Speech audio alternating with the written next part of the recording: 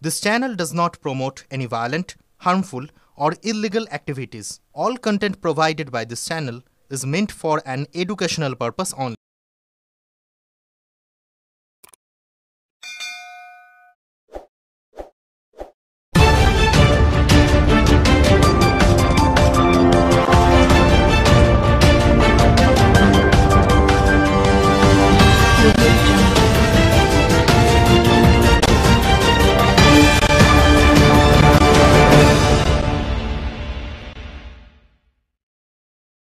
হুগলির বৈদ্যবাটি পৌরসভার 18 নম্বর ওয়ার্ডের মালিরবাগান খামারডাঙ্গা এলাকায় একটি বাড়ির দেওয়ালে গভীর রাতে বোমা মারার অভিযোগ।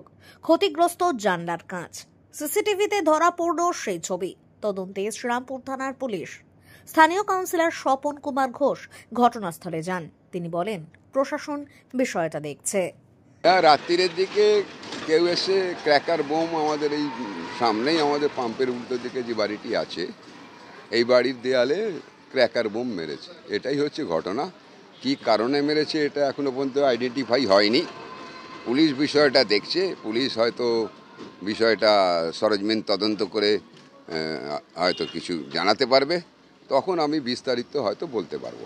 আমিও পরিবারের সঙ্গে কথা বলেছি, তারা বলছে কী কারণে আমাদের মেরেছে আমরা নিজেরাই বুঝতে পারছি না, তো কি করে কি বলি। ব্যুরো রিপোর্ট, খবর গুচ্ছ।